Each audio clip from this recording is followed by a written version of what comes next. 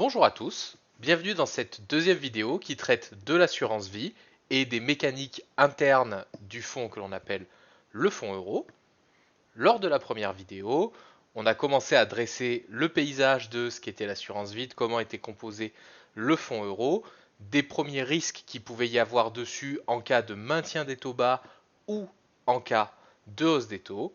Maintenant, il va être temps de pousser le scénario jusqu'au bout et de voir ce qui peut réellement se passer pour votre épargne. On a donc vu dans la première vidéo que l'assureur risquait de voir facialement des performances négatives sur son fonds euro avec un taux garanti qui est pourtant à 0%. Pour faire le joint et arriver à verser ces 0% sur un fonds qui va faire moins 2, moins 3, peut-être même moins 5%, l'assureur a constitué des réserves. Ça signifie que chaque année, quand le taux par exemple du fonds euro devait être de 4% il y a une vingtaine d'années, l'assureur n'allait verser que 3,20 et mettait 0,8 en réserve, qui ne versait pas aux assurés, mais qui servirait de fonds d'urgence dans des cas comme celui-ci. Très bien. L'assureur va donc pouvoir piocher pendant un temps dans les réserves afin de stabiliser la rémunération du fonds euro, mais même ces réserves-là ont une fin et ne sont pas du tout à la hauteur des enjeux, et donc va devoir piocher dans son propre argent pour éponger les pertes. Sur le principe, ça ne me ferait pas pleurer qu'un assureur, une fois de temps en temps, perde un peu d'argent. Mais le problème, c'est que pour des raisons légales, l'assureur, lui, garde pas son argent en cash, en euros, comme ça, sur un compte en banque. Non, il est obligé de les mettre en emprunt d'État. Donc, si l'assureur veut mobiliser son épargne parce que la valeur des emprunts d'État a baissé, il va devoir vendre encore plus d'emprunts d'État. Commencez à comprendre là aussi à quel point ça risque de mal se passer de cette histoire. Si on veut aller dans le détail, pour les plus puristes, il y a une norme comptable qui s'appelle IFRS 1, 2 et 3 qui précise pourquoi les assureurs doivent avoir des emprunts d'État. Donc, pour l'assureur, très compliqué, risque d'effondrement de la valeur même de ses fonds propres, et donc on peut même mettre vraiment l'assureur en difficulté avec une baisse des taux des fonds euros et avec les clients qui viennent en masse retirer leur argent parce que ça rapporte plus rien. Heureusement, on a la garantie de l'État derrière ces fonds. D'ailleurs, le banquier et l'assureur ne manquent pas de vous en parler. 100 000 euros par contrat, formidable. Même si votre assureur se casse la gueule, vous inquiétez pas, l'État va payer. Sauf que là, on est quand même dans une problématique où tout le monde essaye de vendre les emprunts d'État. L'État qui va devoir actionner cette garantie, et on parle de milliards qui vont devoir être activés, il va le devoir pour payer, pour créditer les comptes des clients finaux, emprunter à nouveau de l'argent. Et ça dans un contexte où tout le monde est en train de se délester de ses emprunts d'État comme si c'était des déchets radioactifs. Donc bon courage pour l'État concerné pour arriver à lever de la dette. Alors du coup, est-ce que ça va être la catastrophe? Pas forcément. Parce que les États sont pas si naïfs. Ils ont obligé les assureurs à avoir plein d'emprunts d'État, ce qui fait qu'il y a beaucoup d'acheteurs pour les emprunts d'État, donc ça permet aux États de se financer à pas cher, c'est fabuleux. Mais pour éviter cet emballement lié à la garantie de l'État et pour que l'État ne se retrouve pas coincé à devoir payer les épargnants, parce que le principe d'une garantie quand même c'est qu'on n'a pas envie de la mettre en jeu, on a créé un système, alors c'est surtout Monsieur Sapin, avec la loi qu'on appelle Sapin 2, qui a mis en place un dispositif qu'on appelle le dispositif de Gates. Ouais, alors pas celle-là, non, ça va pas trop être les étoiles là, oui, voilà, ça, voilà, comme ça c'est bien. Cette loi, qu'est-ce qu'elle permet? Elle permet à l'assureur d'expliquer à l'épargnant que oui, son placement il est garanti, il n'y a pas de problème, vous aviez 50 000 euros chez moi, vous avez toujours 50 000 euros chez moi, mais pour les retirer, bon, plus tard, on verra. Dans les faits, un gel des retraits est possible pendant 6 mois, c'est ce qui est déjà prévu. Le délai de 6 mois permettrait en théorie à l'assureur d'organiser au fur et à mesure, donc pendant les 6 mois, la vente des obligations pour éviter qu'il y ait trop de ventes le jour même, qu'on plombe trop la valeur des obligations, pour éviter l'emballement qu'on a vu plus haut. Sauf que Si un assureur commence à geler les sorties, vous doutez bien que tous les clients qui ont de l'argent chez cet assureur vont commencer à avoir la trouille et vont demander à leur tour la sortie des fonds. Donc l'assureur, il va avoir du temps, mais il va avoir un volume beaucoup plus important à devoir sortir. Donc il n'est pas sûr que notre gate nous sauve au final. Alors du coup, quelle serait la sortie possible de ce scénario? La seule qui paraît aujourd'hui crédible, c'est une intervention massive de la Banque Centrale Européenne qui rachèterait les dettes concernées. Admettons que ça se passe sur la France, eh bien il y a beaucoup d'emprunts d'État français qui sont en vente sur le marché. La BCE les rachète massivement pour artificiellement maintenir les cours.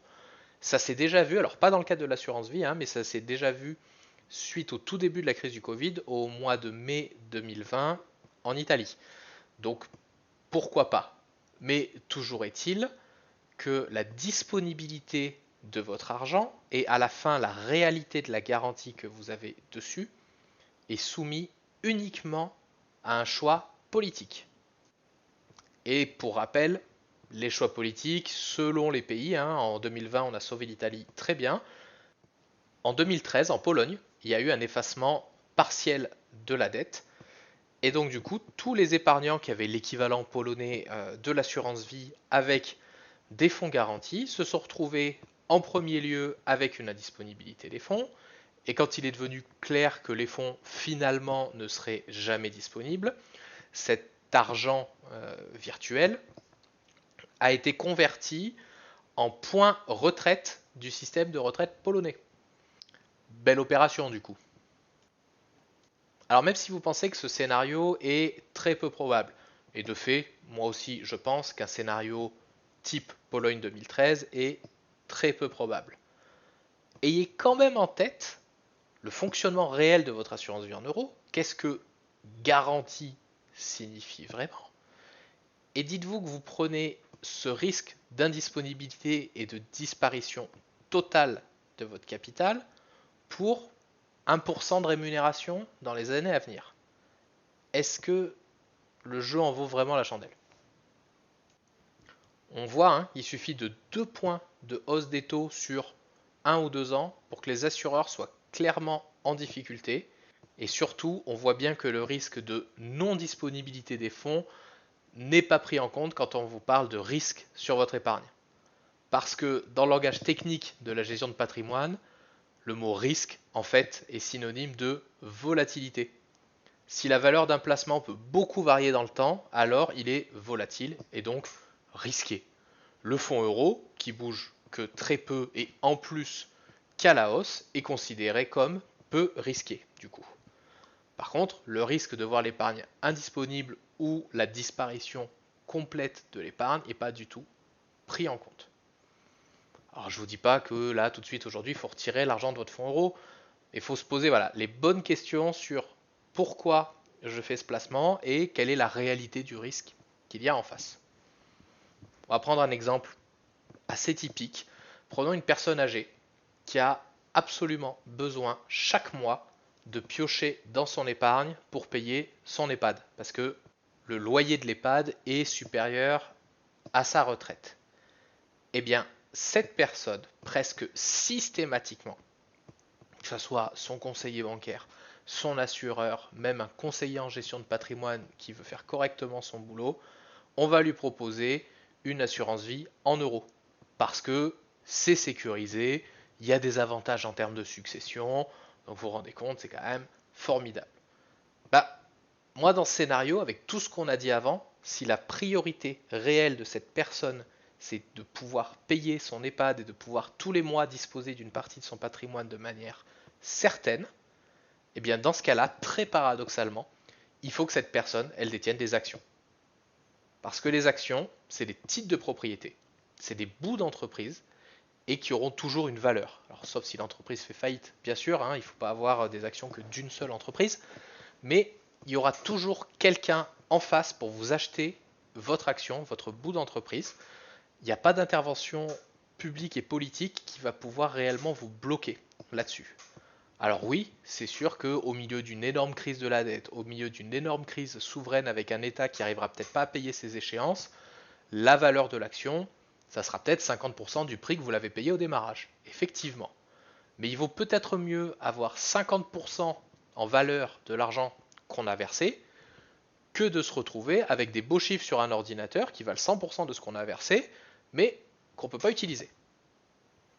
C'est pour ça que si la personne a suffisamment de fonds pour se payer son EHPAD, si elle a vraiment peur et que sa priorité ultime c'est la sécurité de ses fonds, et bien paradoxalement il faut placer en action. Après, si la personne elle a vraiment à peine de quoi payer son EHPAD et qu'elle ne peut pas se permettre que la valeur de son placement diminue, bon ben le cash à zéro sur le compte en banque c'est pas mal, hein. Mais voilà, il faut bien avoir en tête que est-ce que pour 1% d'intérêt à l'année, je prends le risque? Alors bien sûr, c'est qu'un exemple, hein, c'est fait pour illustrer, hein.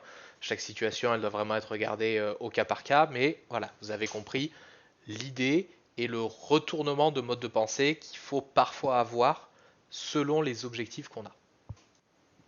Au final, si vous voulez vraiment la sécurité la plus grande pour votre épargne, ne mettez rien sur le fonds sécurisé. Merci d'être resté jusqu'à la fin de cette vidéo. À bientôt!